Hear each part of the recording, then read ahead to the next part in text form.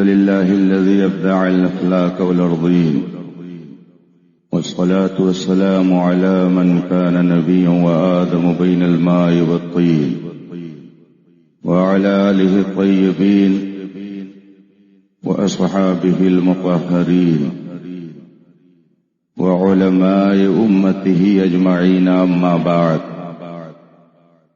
أعوذ بالله من الشيطان الرجيم، بسم الله الرحمن الرحيم. ومن يؤت الحكمة فقد أوتي خيرا كثيرا. صدق الله العظيم وصدق رسوله النبي الأمين الكريم، ونحن على ذلك لمن الشاهدين والشاكرين، والحمد لله رب العالمين. منبر پاک پر جلوہ فرما علماء ذوی الاحترام، ائمہ کرام، شورائے اسلام، شہزادگان و نبیرگان، حضور صدر الشریعہ، بالخصوص استاذ العلماء، یادگار اسلاف، حضرت علامہ مولانا الحاج الشاہ مفتی بہاء المصطفیٰ صاحب قبلہ، استاذ العلماء والادباء، گرامی مرتبت عزت مآب حضرت علامہ مولانا مفتی بہاء المصطفیٰ صاحب قبلہ، دعوت برکاتہم العالیہ، حاضرین باوقار، السلام علیکم ورحمۃ اللہ تعالی وبرکاتہ. رفیقان محترم، آج کا یہ عظیم الشان اجلاس اور روح پرور بزم جس میں ہم اور آپ شرکت کی سعادت حاصل کیے ہوئے ہیں، جامعہ امام اعظم ابو حنیفہ کے بینر تلے نبیر صدر الشریعہ، فاضل علوم مشرقیہ و مغربیہ، نور نظر خانواد علمیہ، حضرت علامہ مفتی فیضان المصطفیٰ صاحب قبلہ نے آراستہ اور پیراستہ کیا ہے. رب قدیر ان کی جد و جہد کو شرف قبول عطا فرمائے، ان کے بازوؤں میں مزید قوت بخشے. اب یہ وقت کسی خطاب طویل کا متحمل نہیں ہے، اور نہ ہی اسٹیج پر جلوہ فرما علماء کے پاس اب مزید تفصیل کے لیے وقت رہ گیا ہے. خود اس فقیر کو ابھی 4 گھنٹے کا سفر کر کے دارالعلوم علیمیہ جمدہ شاہی پہنچنا ہے، اور درسگاہ کی حاضری ضروری. میں مبارکبادی پیش کرتا ہوں حضرت مفتی فیضان المصطفیٰ صاحب کے ارباب حل و عقد کو، ان کے رفقائے کار کو، خانواد امجدیہ کو، کہ رب قدیر نے انہیں یہ عزم و حوصلہ بخشا کہ ایک وادی غیر ذی زرع میں اور لق و دق مسلک و مشرب کے اعتبار سے جنگل اور صحرا میں ایک گلزار سجایا، ایک گلستان لگایا، اور ایک چمن کو سرسبز و شادابی بخشنے کے لیے اپنے نادواں کندھے پر بوجھ اٹھایا. چمن میں پھول کا کھلنا کوئی کمال نہیں، چمن میں پھول کا کھلنا کوئی کمال نہیں، زہے وہ پھول جو گلشن بنائے صحرا کو. صحرائے نجد سے متاثر ہو کر ہندوستان کے جن شہروں کو نیم نجد کا نام ارباب علم و دانش نے دیا، ان میں سے ایک وہ شہر بھی ہے جہاں آپ اس وقت موجود۔ میں اس حوالے سے زیادہ دیر گفتگو نہیں کروں گا، مجھ سے پیشتر جماعت اہل سنت کی قداور شخصیتوں کا خطاب آپ نے سماعت کیا، اور ابھی میرے بعد عالم اسلام کی اس عبقری شخصیت کے کلمات خیر سے آپ اپنے آپ کو محظوظ فرمائیں گے، جو اس وقت پوری دنیا کے لیے بلا شبہ اللہ تبارک و تعالی کی ایک عظیم نعمت۔ میری دانش کے مطابق ہندوستان بھر میں اس وقت صرف یہی ایک ایسی ذات ہے جو بے شمار اکابر کی امانتوں کی تنہا امین ہے۔ حضور صدر الافاضل،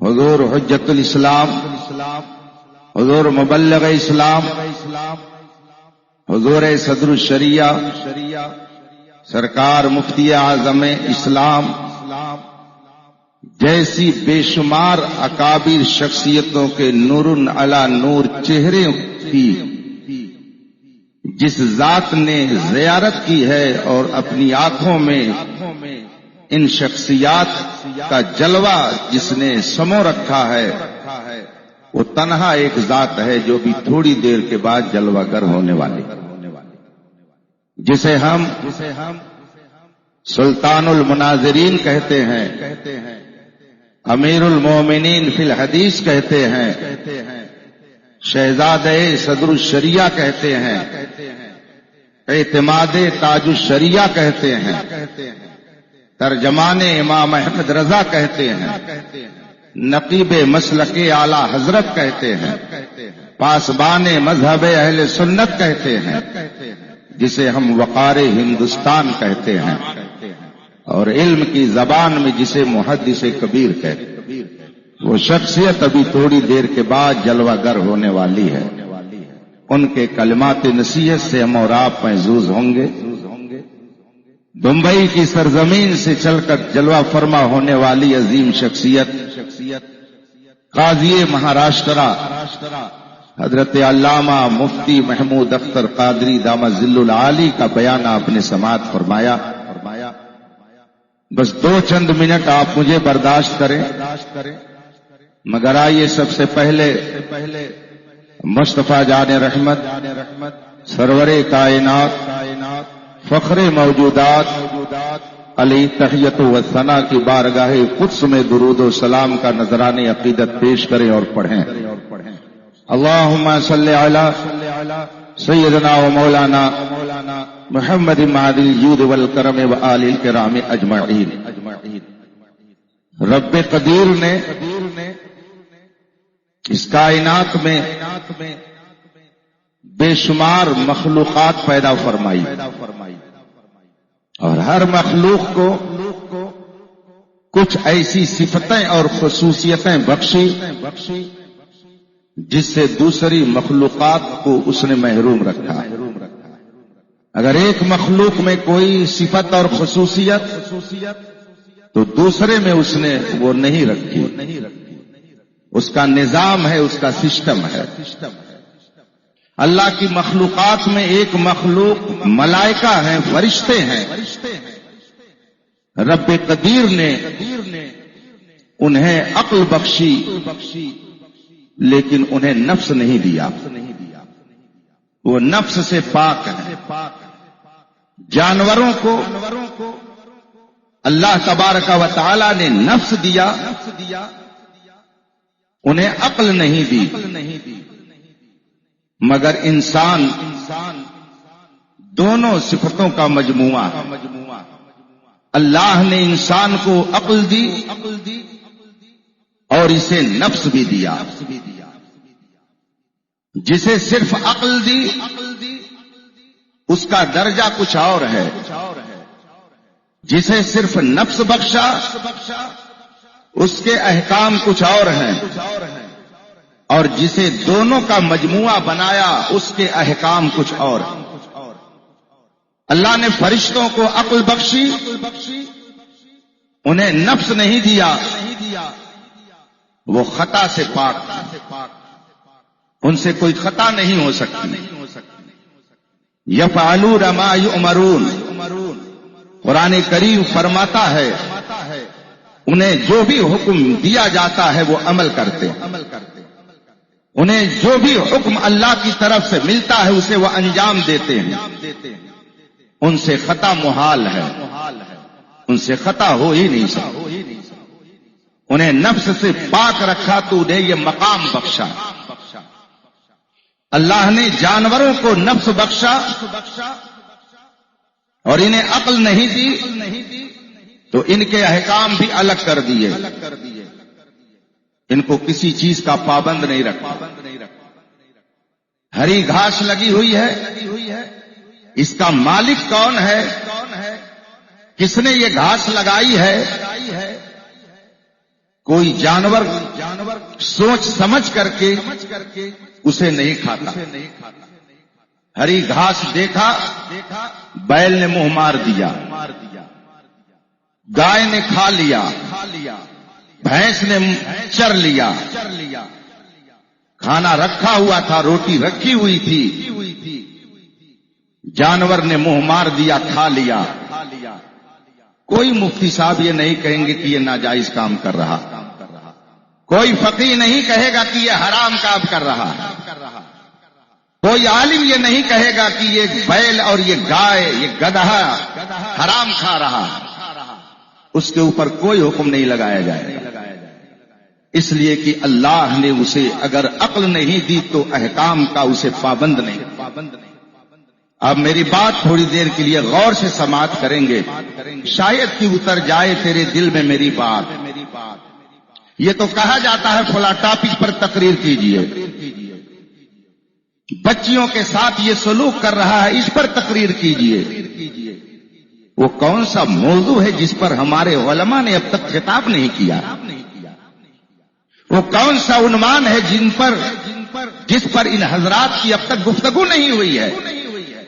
مجبور ہو کر کے ہی کسی شاعر نے کہا تھا، جگہ جگہ کے تجھے تھک چکے ہیں ہنگامے، جگہ جگہ کے تجھے تھک چکے ہیں ہنگامے، نشاط لذت خواب گراں بدل ڈالو. غلط روی سے منازل کا بودھ بڑھتا ہے، مسافروں روش کارواں بدل ڈالو. شاعر نے ایسے ہی نہیں کہا تھا، قوم کے حالات کو اس نے دیکھا، پڑھا، انہیں سمجھایا، انہیں بتایا، علماء کی گفتگو ان تک پہنچی. اس کے باوجود ان کے کان پر جو نہیں ریگی. یہ پریشان ہوئے تو کہا دعا کیجئے. تو شاعر نے کہا، عرض کرتا ہوں خدا سے یا اللہ تو حال دیکھ، عرض کرتا ہوں خدا سے یا اللہ تو حال دیکھ. حکم ہوتا ہے کہ اپنا نامہ اعمال دیکھ، حکم ہوتا ہے کہ اپنا نام اعمال دیکھ. اللہ نے فرشتوں کو عقل بخشی، جانوروں کو نفس دیا. فرشتوں سے کوئی خطا نہیں اور جانوروں کی کسی بات پر کوئی مواخذہ نہیں. اس کے مالک سے تو مواخذہ ہو سکتا ہے مگر خود جانور سے مواخذہ نہیں. قانون جانور کے لیے نہیں بنتے، قانون عقل والوں کے لیے بنتے. یہ شاندار لان میرج ہال دیوار پر اگر لکھا ہوا ہو یہاں پیشاب کرنا منع ہے، اگر اس کی نگرانی کرنے والا، اس حال کی دیکھ بھال کرنے والا کمرے سے نکل کر کے باہر گیا اور دیکھا ایک آدمی وہیں پر پیشاب کر رہا ہے جہاں اوپر لکھا ہوا ہے کہ یہاں پیشاب کرنا منع، حال کا رکھوالا انتظار کرے گا اور جب وہ فارغ ہوگا تو اس کا ہاتھ پکڑے گا اور اسے مالک کے پاس لے جائے گا. کہ وہاں لکھا ہوا ہے پیشاب کرنا منع ہے مگر پھر بھی پیشاب کر رہا ہے، اس کو سزا دیجیے۔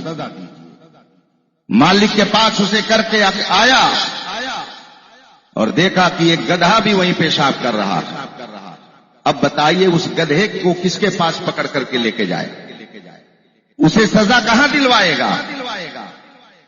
اگر وہ گدھے کا کان پکڑے تو خود ہی گدھوں میں شمار ہو جائے۔ پتا کیا چلا؟ وہ قانون جانوروں کے لیے نہیں بنا تھا، قانون انسانوں کے لیے بنا تھا۔ جانوروں کے لیے قانون نہیں بنتا، قانون انسانوں کے لیے بنتا۔ جانور قانون سے بالا تر ہوا کرتا، اس لیے کہ اس کے پاس عقل و شعور نہیں ہے، تو اللہ نے اسے احکام کا مکلف نہیں بنایا۔ انسان کے اندر دونوں خوبیاں، دونوں صفتیں ہیں، اس کے اندر عقل بھی ہے، اس کے اندر نفس بھی ہے۔ دونوں میں ٹکراؤ ہوتا ہے، عقل کچھ اور کہتی ہے، نفس کچھ اور کہتا ہے۔ عقل کہتی ہے ایسا ہونا چاہیے مگر نفس کہتا ہے ایسا ہونا چاہیے۔ دونوں میں ٹکراؤ ہوتا ہے، اور جب کہیں بھی دو چیزوں میں ٹکراؤ ہوتا ہے، دو شخصوں میں اگر ٹکراؤ ہوتا ہے تو آپ نے یہ بھی دیکھا ہوگا کہ دونوں کے کچھ نہ کچھ حمایتی ضرور ہوتے ہیں، چاہے جس طرح کا ٹکراؤ ہو، کچھ ادھر ہوں گے کچھ ادھر ہوں گے، یہ بھی نظام قدرت ہے۔ نفس کا عقل سے ٹکراؤ ہوتا ہے تو نفس کی حمایت میں بھی کوئی شے ہوتی ہے اور عقل کی حمایت میں بھی کوئی شے ہوتی ہے۔ اگر نفس اور عقل کا ٹکراؤ ہو جائے، عقل جیت جائے تو یہ انسان قابل صد رش کے ملائکہ ہو، اس پر فرشتے رش کریں، اور اگر نفس اس کا غالب آ جائے، عقل اس کی ہار جائے، نفس اس پر غالب آ جائے تو جانور بھی شرمندہ ہو جائے اس کی حرکت سے۔ اگر نفس اس کا غالب آ جائے اس پر تو یہ جانور سے بھی بدتر ہو جائے۔ قرآن کریم فرماتا ہے انہم کل انعام بل ہم اضل سبیلا، یہ لوگ یہ جانور سے بھی گئے گزرے ہیں، اس لیے کہ جانور تو اپنے خالق اور مالک کو پہچانتا ہے، وہ اپنے مالک کی وفاداری میں رہتا ہے۔ ایک کتے کو اگر 4 روز لقمہ دے دیجئے، 5ویں روز اگر اس کا بیٹا کتے کو مارے، کتا اسے بھی نہیں کاٹے گا، چیخ کر کے رہ جائے گا، دم ہلا کر کے بیٹھ جائے گا۔ 4 روز میں وہ سمجھ لیتا ہے کہ یہ میرے مالک کا بیٹا ہے، مجھے اس کے ساتھ بھی وفاداری کرنی چاہیے۔ اور یہ انسان پوری زندگی اپنے مالک کے محبوب کو نہیں پہچان پاتا، اپنے خالق کے محبوب کو یہ نہیں پہچان پاتا ہے، تو اس کا درجہ جانور سے بھی نیچے ہو جاتا ہے۔ اور اس وقت انسان اسی درجے میں ہے۔ مجھے کہنے دیا جائے، کیا آپ نے کسی گائے کو گائے کے ساتھ جفتی کرتے ہوئے دیکھا؟ کیا کسی بیل کو بیل کے ساتھ آپ نے جفتی اور جوڑ کھاتے ہوئے دیکھا؟ یہ میرے اکابر علماء بیٹھے ہیں، شہزادے فقیہ ملت ہیں، شہزادے صدر الشریعہ ہیں، نبیر صدر الشریعہ ہیں۔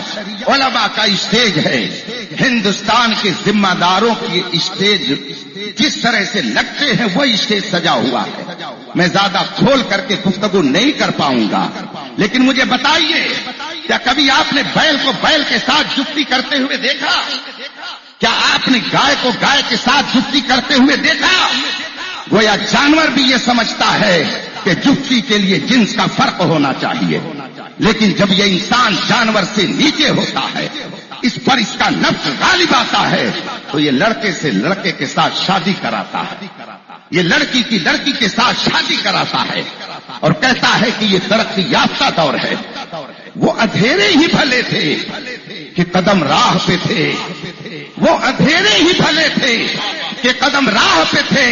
زندگی روشنی لائی ہے منزل سے بہت دور ہمیں۔ انسان پر جب نفس غالب آ جائے تو یہ جانور سے بھی بدتر ہو جاتا ہے۔ میں نے آج تک کبھی نہیں دیکھا کہ گائے گائے کے ساتھ جوڑ کھاتی ہو، بیل بیل کے ساتھ جوڑ کھاتا ہو۔ ساڑ ساڑ کے ساتھ جوڑ کھاتا ہو. ساڑ اور گائے میں جفتی تو ہوتی ہے لیکن ساڑ اور ساڑ میں نہیں ہوتا. اور یہاں عقل انسانی اس قدر مایوف ہوئی اور نفس کا ایسا غلبہ ہوا کہ لڑکے نے لڑکے سے شادی کی اور کہا ترقی ہے. لڑکی نے لڑکی سے شادی رچائی کہا ترقی ہے. میرے بھائیوں، تمہیں کالی گھٹاؤں کا نہیں پہچاننا آیا. نشیمن سے دھواں اٹھتا ہے، تم کہتے ہو ساون ہے. ترقی کے نام پر انسان جانور سے بھی بدتر ہوتا چلا جا رہا ہے اور آپ کہتے ہیں کہ ترقی کی جا رہی ہے. مجھے اس وقت خلیفہ اعلی حضرت مبلغ اسلام علامہ عبدالعلیم میرٹھی نور اللہ مرقدہ کی بات یاد آتی ہے. آپ اپنے ایک خطاب میں فرماتے ہیں لوگ کہتے ہیں آگے بڑھو تو ترقی کرو گے، آگے بڑھو تو ترقی کرو گے، آگے چلو تو ترقی کرو گے. علامہ میرٹھی فرماتے پیچھے چلو، پیچھے چلو اور پیچھے چلو اور پیچھے چلو. 1400 سال پیچھے چلے جاؤ تب تم کب کی کرو گے. 1400 سال پیچھے چلے جاؤ تب تم بھی کہو گے کہ دشت تو دشت ہے، دریا بھی نہ چھوڑے ہم نے، پہلے ظلمات میں دوڑا دیے گھوڑے ہم نے. تم پیچھے چلو، 1400 سال پیچھے چلو. کیا تم نے یہ نہیں سنا ہے؟ آواز دینے والے نے تمہیں آواز دے کر کے سنایا ہے کہ محمد سے وفا تو نے تو ہم تیرے ہیں. یہ جہاں چیز ہے کہ اللہ قلم تیرے ہیں. درود شریف پڑھیں. اللہم صلی علی سیدنا و مولانا محمد معدن الجود والکرم والہ کرام اجمعین. حضرات، اب آپ اپنے ماتھے کی آنکھوں سے دیکھیں. میں نے ابھی چند منٹ قبل جس شخصیت کے حوالے سے چند باتیں عرض کی تھی اور جس ذات کی بارگاہ میں کلمات محبت میں نے پیش کیے تھے، وہ ذات آپ کے سامنے جلوہ فرما. مجھے یاد آتا ہے نبیر استاد زمن صدر العلماء علامہ تحسین رضا خان صاحب علی رحمہ کے وصال کے موقع پر میرے مرشد گرامی آقائے نعمت حضور تاج الشریعہ علیہ رحمت و رضوان نے ایک منقبت لکھی اور اخیر میں ایک شعر لکھا، دیکھنے والوں جی بھر کے دیکھو مجھے، پھر نہ کہنا کہ اختر میاں چل دیے. رب قدیر حضرت کی تربت پر رحمت و نور کی بارش فرمائے. وہ ہم غربائے اہل سنت کے لیے ابر بہار تھے. ساون بھادو کی طرح وہ برستے تھے اہل سنت و جماعت کے علماء پر اور عوام پر. لوگوں نے ان سے عرض کی حضور یہ شعر بدل دیجیے، مگر پھر بھی لوگ یہ شعر پڑھتے تھے. جی بھرتے مجھ کو دیکھو، دیکھنے والوں جی بھر کے دیکھو مجھے، پھر نہ کہنا کہ اختر میاں چل دیے. آج بہت سارے لوگ فخر سے کہتے ہیں کہ میں تاج الشریعہ کا مرید ہوں. ابھی تقریباً آدھا گھنٹہ گفتگو اور تاج الشریعہ کے حوالے ہی سے آپ نے سنی قاضی مہاراشٹرا کی زبان کہ حضور تاج الشریعہ ہم پر اس طرح سے کرم فرمائے. ہمارے عوام کا عجب مزاج ہے، ان کی سوچ الگ ہو گئی. میں کبھی کبھی یہ تقریر میں کہہ دیتا ہوں کہ انہیں اپنے اکابر کی عظمت کا علم ان کے انتقال کے بعد یہ فاسق و فاجر بد کردار لوگوں کو زندگی میں عارف باللہ اور قطب وقت کو مان لیتے، مگر علماء ربانیین کی عظمتوں کا یہ مذاق اڑاتے. اور جب یہی علماء دنیا سے چلے جاتے ہیں تو پھر یہ بھی انہیں کا خطبہ پڑھتے ہیں. جب تک یہ باحیات رہتے ہیں تب تک ہمارے قوم کو ان کی عظمتوں کا احساس نہیں ہے. امام غزالی امام الاصفیاء ہیں، امام الاصفیاء ہیں، امام المدبرین ہیں. امام غزالی فرماتے ہیں رضی اللہ عنہ کہ جو سچے علماء تمہارے درمیان موجود ہیں ان کے پاس تمہارا جانا تمہارے لیے زیادہ نفع بخش ہے بنسبت ان علماء کے جو دنیا سے جا چکے. اس لیے کہ جو دنیا سے چلے گئے اب آپ میں سے کم لوگ اس حیثیت کے ہیں کہ ان کے مزار پر جا کر فیض ڈائریکٹ لے ان سے پڑھیں. کوئی سوال ان کے ذہن میں آئے تو مزار پہ جا کر کے کہیں اور وہاں سے جواب مل جائے. ایسے لوگ خال خال نظر آئیں گے. امام غزالی فرماتے ہیں جو علماء باحیات ہیں ان کی خدمت میں پہنچو تمہارے سوال کا جواب وہاں سے تمہیں فوراً ملے گا. تو انہیں نفع تمہیں ان سے نفع زیادہ ملے گا. اس لیے ان کی بارگاہوں میں حاضری دے کر کے اپنے مسائل پیش کیا کرو. امام غزالی اس وقت پورے ہندوستان میں مسلک اعلی حضرت کے سب سے عظیم نقیب و ترجمان کا نام محدث کبیر.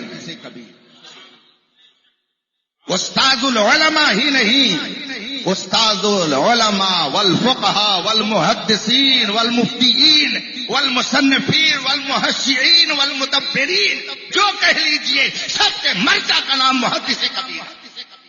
میں یہ عرض کر رہا تھا بس 2 چند منٹ میں اور آپ کا لوں گا. بڑی پاکیزہ شخصیتیں تشریف فرما ہے. میں پھر مبارکبادی دیتا ہوں مفتی فیضان المصطفیٰ صاحب قادری امجدی کو کہ انہوں نے جو ایک عظیم قلعہ تعمیر کیا ہے جس قلعے میں آنے کے بعد آپ کے ایمان کو تحفظ فراہم کیا جائے گا، آپ کے عقیدے کی حفاظت کا سامان فراہم کیا جائے گا. یاد رکھیے ہر مدرسہ مصطفیٰ کے علم پھیلانے والا مدرسہ نہیں ہوتا. ہر عالم رسول پاک کے سچے علم کا ناشر نہیں ہوتا. رسول پاک صلی اللہ علیہ وسلم نے ارشاد فرمایا انا شر الشر شرار العلماء انا خیر الخیر خیار العلماء. دنیا کے اندر جتنی اچھائیاں ہیں ان سب میں سب سے زیادہ اچھائیوں کی باتیں اچھے علماء میں ہوتی. دوسرے لفظوں میں یوں کہہ سکتے ہیں دنیا کے اندر جتنی اچھی چیزیں ہیں ان سب میں سب سے اچھی چیز اچھے علماء ہیں، اور دنیا میں جتنی خراب چیزیں ہیں ان میں سب سے خراب چیز خراب علماء ہیں. اس لیے کہ جب علماء بگڑتے ہیں تو یہ تنہا نہیں بگڑتے، ہم تو ڈوبے ہیں صنم تم کو بھی لیٹ پڑے. علماء جب بگڑتے ہیں تو معاشرہ بگڑتا ہے، علماء جب بگڑتے ہیں تو سماج بگڑتا ہے. کسی فرقے کا بانی اور فاؤنڈر کوئی جاہل نہیں ملے گا. فرقہ حشویہ ہو یا فرقہ جبریہ ہو یا فرقہ قدریہ ہو یا فرقہ معتزلہ ہو یا فرقہ مجسمہ ہو یا فرقہ مشبہہ ہو یا فرقہ روافض ہو یا نواصب ہو، رافضی ہو، ناصبی ہو، تفصیلی ہو، خارجی ہو، کسی فرقے کا بانی اور فاؤنڈر کوئی جاہل نہیں ہے. ان میں سے جس کو آپ دیکھیں گے علم کا لبادہ اوڑھا ہوا نظر آئے گا. تبھی کہنے والے نے کہا تھا چمکتا جو نظر آئے وہ سب سونا نہیں ہوتا. اگر دنیا میں رہنا ہے تو کچھ پہچان پیدا کر. ہر درسگاہ رسول پاک کے علم کی درسگاہ نہیں ہوتی ہے. ہر عالم رسول پاک کے سچے علم کا ناشر نہیں ہوتا ہے. آپ مجھے بتائیے ایک عالم اپنی کتاب میں لکھتا ہے کہ رسول پاک کے بعد بھی دوسرا نبی آ سکتا ہے. کیا ایسا عالم علم قرآن و حدیث کو پھیلانے والا ہو سکتا ہے؟ قرآن کریم فرماتا ہے ما کان محمد ابا احد من رجالکم ولکن رسول اللہ وخاتم النبیین. مصطفیٰ آخری نبی ہیں. اب قیامت تک کوئی نبی پیدا نہیں ہوگا مگر ایک مولوی ہی اپنی کتاب میں لکھتا ہے کہ اگر رسول پاک کے بعد کوئی دوسرا نبی آ جائے تو کوئی فرق نہیں پڑتا ہے. رسول پاک صلی اللہ علیہ وسلم خود ارشاد فرماتے ہیں ان اللہ حرم علی الارض ان تاکل اجساد الانبیاء ونبی اللہ حی یرزق. بے شک اللہ نے زمین پر حرام فرما دیا کہ وہ کسی نبی کے جسم کو کھائے، اس لیے ہر نبی زندہ ہے. رسول پاک تو یہ فرمائے اور ایک مولوی اپنی کتاب میں یہ لکھے کہ نبی مر کر مٹی میں مل گئے. رسول پاک صلی اللہ علیہ وسلم کے بارے میں قرآن خود اعلان فرماتا ہے ما آتاکم آکم الرسول فخذوہ وما نہاکم عنہ فانتہوا، رسول جو دیں اسے لے لو اور رسول جس چیز سے روکیں اس سے رک جاؤ۔ مگر ایک مولوی اپنی کتاب میں لکھتا ہے کہ نبی کسی چیز کے مالک و مختار نہیں ہے، وہ کچھ نہیں دے سکتے ہیں۔ مجھے بتائیے کیا ایسے علماء سچے علماء ہو سکتے ہیں؟ کیا درسگاہوں میں بیٹھنے والے ایسے مولوی بچوں کے عقیدے اور ایمان کی حفاظت کا سامان فراہم کر سکتے ہیں؟ نہیں نہیں، ہرگز نہیں۔ ویل اپ ٹو ڈیٹ قسم کا مسلمان کہتا ہے یہ بھی قرآن پڑھتے ہیں وہ بھی قرآن پڑھتے ہیں، ہم کو اس اختلاف میں نہیں پڑھنا چاہیے۔ میرے بھائیوں، یہ بھی فریب نفس ہے، یہ بھی نفس کا دھوکہ ہے۔ نفس یہاں بھی غالب آ گیا، عقل مغلوب ہو گئی، عقل شکست کھا گئی۔ مجھے آپ بتائیے کہ اگر دیوار کے پیچھے سے ایک آواز آئے اور آواز کانوں میں آپ سے ٹکرائی، میں نے کہا ذرا غور سے سنیے کیا آواز آ رہی ہے۔ آواز آئی میاؤں میاؤں۔ میں نے پوچھا کس چیز کی آواز ہے؟ تو آپ کیا جواب دیں گے؟ دیکھیے میں نے نہیں پوچھا، آپ خود بول رہے ہیں کس چیز کی آواز ہے؟ بلی کی آواز ہے۔ اور بھوں بھوں کی آواز آئی۔ میں نے پوچھا کس چیز کی آواز؟ آپ نے کہا کتا۔ آپ نے ایک لمحہ بھی انتظار نہیں کیا، آپ نے یہ نہیں کہا کہ حضرت ہم نے تو دیکھا نہیں ہے، ذرا جا کر کے دیکھ لے تب بتاتے ہیں کہ کیا جا ہے اور وہ کون سا جانور ہے جو بول رہا ہے۔ آپ کو اس تحقیق کی ضرورت نہیں پڑی، آپ کو اللہ نے یہ عقل دی کہ آواز کو سن کر کے آپ اس کی حقیقت تک پہنچ گئے اور آپ نے یہ جان لیا کہ یہ کتا ہے، یہ بلی ہے، یہ سانپ ہے، یہ بچھو ہے۔ آپ نے آواز کو سن کر کے جان لیا کہ یہ گدھا ہے۔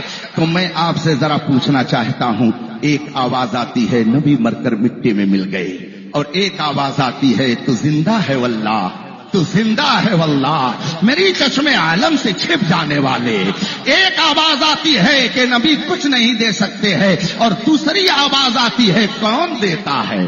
دینے کو منہ چاہیے، دینے والا ہے سچا ہمارا نبی۔ ایک آواز آتی ہے تقویت الایمان کے ذریعہ قوم کے بچوں کے دل و دماغ میں یہ بٹھایا جاتا ہے، ان کے کانوں تک یہ آواز پہنچائی جاتی ہے کہ نبی کسی چیز کے مالک و مختار نہیں ہے۔ اور دوسری آواز آتی ہے میں تو مالک ہی کہوں گا کہ وہ مالک کے حبیب یعنی محبوب و مہم میں نہیں میرا تیرا۔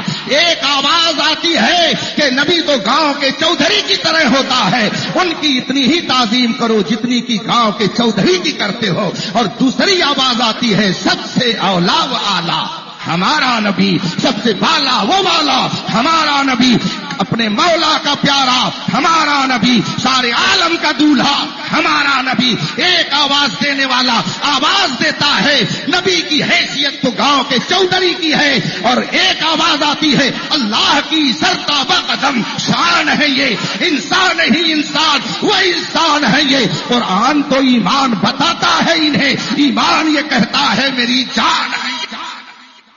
ایک آواز دینے والا آواز دیتا ہے ربیع الاول شریف کے موقع پر۔ یہ جھنڈی لگانا کہاں سے ثابت ہے؟ یہ جلوس نکالنا کہاں سے ثابت ہے؟ میلاد مصطفیٰ منانا کہاں لکھا ہے؟ اور دوسری طرف سے آواز آتی ہے مثل فارس زلزلے ہوں نجد میں ذکر آیات ولادت کیجئے۔ ایک طرف سے آواز آتی ہے یا رسول اللہ کہنا شرک ہے، اور دوسری طرف سے آواز آتی ہے غیظ میں جل جائیں بے دینوں کے دل، یا رسول اللہ کی کثرت کیجئے۔ آپ مجھے بتائیے، ایک کہنے والا کہتا ہے نبی کچھ نہیں دے سکتے وہ مجبور محض ہے، اور دوسری آواز آتی ہے نبی مختار کل ہے، جس کو جو چاہے عطا کر دے، زبی کو آسما کر دے، سریا کو سرا کر دے۔ آپ مجھے بتائیے انصاف کے ساتھ اب ٹھہر جائیے، میں آپ کے انصاف سے فیصلہ چاہتا ہوں۔ اے لکھنؤ کے علم و ادب کی فضا میں رہنے والے مسلمانوں، میں آپ کے دل سے یہ فیصلہ چاہتا ہوں کہ اگر آپ نے بغیر دیکھے ہوئے ایک آواز کو سن کر کے آپ نے اس کی حقیقت کو جان لیا کہ یہ بلی ہے، آپ کو تحقیق کرنے کی ضرورت نہیں پڑی۔ آپ میں سے کسی نے یہ نہیں کہا ہم نے تحقیق نہیں کی ہے تو ہم کیا جواب دیں، ہم نے جا کے دیکھا نہیں ہے تو کیا جواب دیں۔ ہر ایک نے آواز کو سن کر کے فوراً فیصلہ کر لیا کہ یہ بلی کی آواز ہے، یہ کتے کی آواز ہے، یہ گدھے کی آواز ہے۔ تو مجھے کہنے دیا جائے کیا ان دونوں آوازوں کو سن کر کے آپ یہ نہیں سمجھ پاتے جانتے ہیں کہ وفادار مصطفیٰ کی آواز کون ہے اور غدار مصطفیٰ کی آواز. ہر ادارہ رسول پاک کی سچی تعلیمات کا ناشر نہیں ہوتا ہے. ہر عالم کہلانے والا مصطفیٰ کا نائب نہیں ہوتا ہے. سچے نیابت کی پہچان یہ ہے کہ اصل نے جو تعلیم دی ہے وہ پہنچائی. سچے نائب کی علامت یہ ہے کہ اصل نے جو کام سپرد کیا ہے وہ کیا جائے. پوری دنیا کے علماء توافق کو میرا یہ چیلنج ہے، ایک ضعیف سے ضعیف کی حدیث وہ پیش کرتے جس میں رسول پاک نے فرمایا ہو کہ ہم سب مر کر مٹی میں مل جائیں گے. ایک ضعیف سے ضعیف حدیث بھی وہ پیش کر دیں جس میں رسول پاک نے فرمایا ہو کہ میری یوم ولادت پر تم خوشی نہ منانا. ایک ضعیف سے ضعیف حدیث وہ ثابت کر دیں جس میں رسول پاک نے یہ فرمایا ہو کوئی فرق نہیں ہوتا ہے ایمان اور کفر کے درمیان، سب مل کر کے ایک رہو. کوئی فرق نہیں ہے مومن اور کافر کے درمیان، کچھ عقیدہ بد عقیدہ کے درمیان کوئی فرق نہیں ہے. جس کے پیچھے چاہو نماز پڑھو، جس کے یہاں چاہو شادی کرو. ایسی ایک ضعیف سے ضعیف لنگڑی لولی بھی اپنے طور پر اگر وہ کوئی بات پیش کر دیں تو میں سمجھتا ہوں قیامت آ جائے گی، مگر وہ میدان میں آنے کی ہمت نہیں کر سکتے ہیں. آج ایک آواز تصوف کے نام پر لوگوں تک پہنچائی جا رہی ہے، محبت سب سے ہے نفرت کسی سے نہیں. واہ واہ کیسی پیاری آواز ہے. لوگوں نے کہا بالکل صحیح کہہ رہے ہیں، لیکن اے امام احمد رضا تیری تربت پر کروڑ رحمتیں نازل ہوں، تیری تربت پر ہزاروں سلام کی گالیاں نچھاور ہوں. تو نے تقریباً 125 سال پہلے ایسے بہروپیوں سے بچنے کے لیے ہم کو یہ پیغام دے دیا تھا، سونا جنگل رات اندھیری چھائی بدلی کالی ہے، سونے والوں جاگتے رہیو چوروں کی رکھوالی ہے. آخر جامعہ امام اعظم ابو حنیفہ کی ضرورت کیوں پڑی؟ اس ادارے کو قائم کیوں کیا گیا؟ اس لیے کہ حنفی بن کر جو لوگ بد عقیدگی کے جراثیم پھیلا رہے ہیں ان کے چہرے کو بے نقاب کرنے کے لیے، آپ کے ایمان کی حفاظت کے لیے، اہل سنت کی اشاعت کے لیے، دین کے معاملے میں جو لوگ بھیجا مداخلت کرتے ہیں، ضمیر فروشی اور ایمان فروشی کا کام کرتے ہیں، آپ کو ایسے بہروپیوں سے بچانے کے لیے یہ جو تم کو بلاتا ہے یہ ٹھگ ہے. جب انسان کی عقل پر اس کا نفس غالب آئے تو انسان جانور سے بھی بدتر ہو جائے. اب میں وہ جملہ نہیں دہراؤں گا، لیکن اتنا ضرور کہوں گا کہ جو ویل اپ ٹو ڈیٹ لڑکے یا لڑکیاں یہ مزاج رکھتی ہیں، میں مسلمانوں کو مخاطب ہو کے کہہ رہا ہوں، اس لیے کہ جس کے گھر میں آگ لگے گی وہ اپنے گھر کی آگ کو بجھانے کے لیے آواز دے گا، وہ چلائے گا. جس کے گھر میں ڈاکہ ڈالا جائے گا وہی چلائے گا کہ آؤ بچاؤ. اگر ہمارے گھر میں ڈکیتی ڈالی جا رہی ہے تو ہم نہیں آواز لگائیں گے تو کون لگائے؟ لوگ کہتے ہیں کہ یہ علماء ایسا بولتے ویسا بولتے ہیں، وہ تو کچھ نہیں بولتے. آپ نے سمجھا نہیں، ان کے نہ بولنے ہی میں تو بولنا ہے. ہم تو اس لیے بول دیتے ہیں تاکہ کم از کم آپ ایسے بہروپیوں سے اپنے آپ کو بچا سکیں. ایک پرچہ آیا کہ فلاں ٹاپک پر تقریر کر دی جائے. تقریر کرنے سے کچھ نہیں ہوتا. میں نے پہلے ہی عرض کر دیا ہے ہمارے علماء نے ہر موضوع پر تقریر کر دی. بڑی آسانی سے لوگ کہہ دیتے ہیں مولانا لوگوں نے ایسا کر دیا، علماء نے یہ کر دیا، علماء نے وہ کر دیا، انہوں نے خراب کر دیا، لڑکوں کو انہوں نے خراب کر دیا، نوجوانوں کو انہوں نے خراب کر دیا.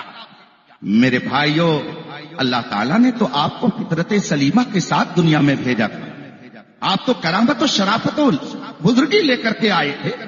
میرے آقا صلی اللہ علیہ وسلم فرماتے ہیں کل مولود یولد علی الفطرہ، ہر پیدا ہونے والا فطرت اسلام پر پیدا ہوتا ہے. وہاں سے آتا ہے تو اقرار توحید کے ساتھ آتا ہے، وہاں سے آتا ہے تو رسول پاک کی عظمت کا چراغ اپنے دل میں جلا کر کے آتا ہے، وہاں سے آتا ہے تو انبیاء کرام کی رسالت کا اقرار کر کے آتا ہے.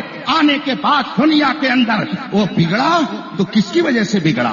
مولانا لوگوں کی وجہ سے، علماء کی وجہ سے نہیں. رسول پاک نے آگے فرمایا وَأَبْوَاهُ يُهَوِّدَانِهِ أَوْ يُنَشِّرَانِهِ और युमज्जिसानी, आया था फितरत सलीमा लेकर, आया था वहां से अक्ल सलीम लेकर, आया था वहां से पाकीज़ा नेचर लेकर, आया था वहां से शराफत लेकर, आया था वहां से करामत लेकर, आया था वहां से बुजुर्गी लेकर, आया था वहां से संजीदगी लेकर, आया था वहां से इज्जत वकार लेकर, आया था वहां से अपने नबी पर फिदाई का जज्बा लेकर, आया था वहां से खुदा की तौहीद का काम करके।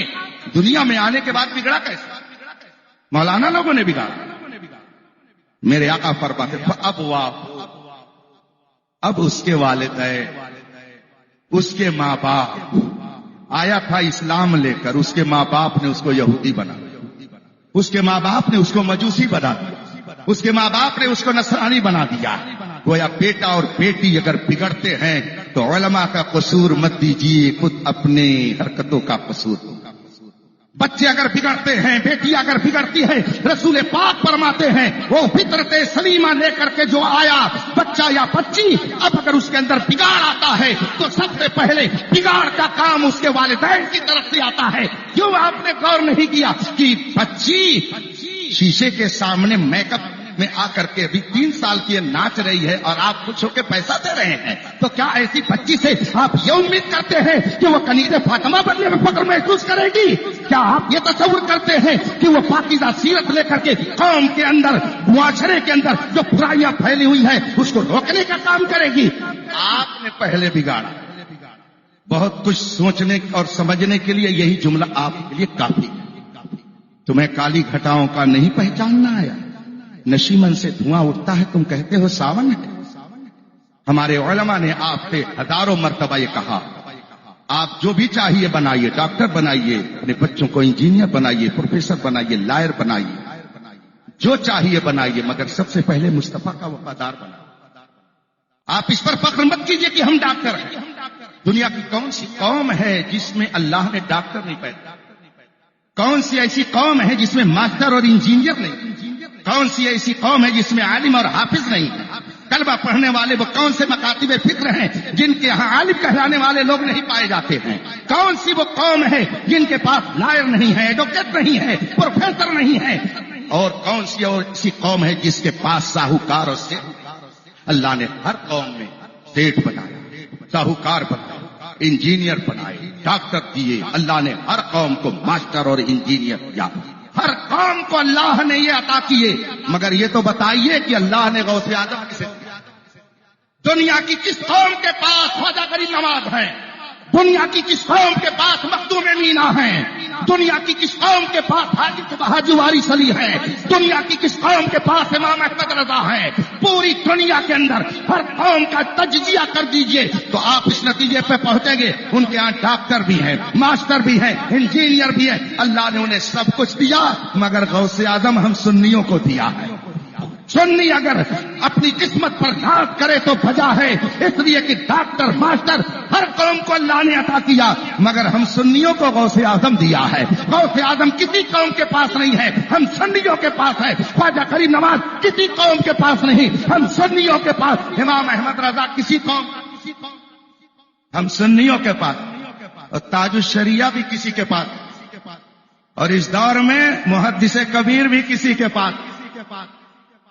निकाली सैकड़ों नहरें कि पानी कुछ तो कम होगा, मगर फिर भी मेरे दरिया की तुगयानी नहीं जाती। हजारों मुखालिफीन सर पटक पटक करके खुद अपने सर को लहू लहान कर दे रहे हैं, मगर इमाम अहमद रजा की ये शमएं कब किस तरह से रोशन थी? आप भी रोशन हैं। तभी तो कहने वाले ने कहा था सब उनसे चलने वालों के कुल हो गए चराग, अहमद रजा की शम्मा फरोजा। जामिया इमाम आजम अबू हनीफा, ये मजहब हक अहले सुन्नत व जमात की सच्ची तर्जमानी करने के लिए कायम किया गया। जो लोग हनफी बनकर गैर मुकल्लिद बनाने का काम करते हैं, आपको उनसे दूर करके सच्चा हनफी बनाने के मिशन का नाम जामिया इमाम आजम अबू हनीफा। आप इस इदारे के दस्तोबादु मुफ्ती फैजानुल मुस्तफा के शाना बशाना, इसलिए कि आपने देख लिया कि आपके कायदीन उनकी हिमायत, आपने देख लिया जमाते अहले सुन्नत के वाजिब मुक्तदा और पेशवा قائد اہل سنت شہزاد تاج الشریعہ میرے مرشد گرامی کے نور نظر لخت جگر اہل سنت کی آنکھوں کا تارا علامہ اسجد رضا خان حماد، اس ذات کی تائید مفتی فیضان المصطفیٰ کو حاصل، ان کا جلوہ ابھی آپ دیکھیں گے اور اس جلوے میں جلوے تاج الشریعہ دیکھیں گے، ابھی ان کا جلوہ اپنی تجلیات کو بکھیرتے ہوئے ہمارے درمیان طلوع ہونے والا، اور یہ ذات جو بیٹھی ہوئی ہے عالم اسلام کی اس نابغہ روزگار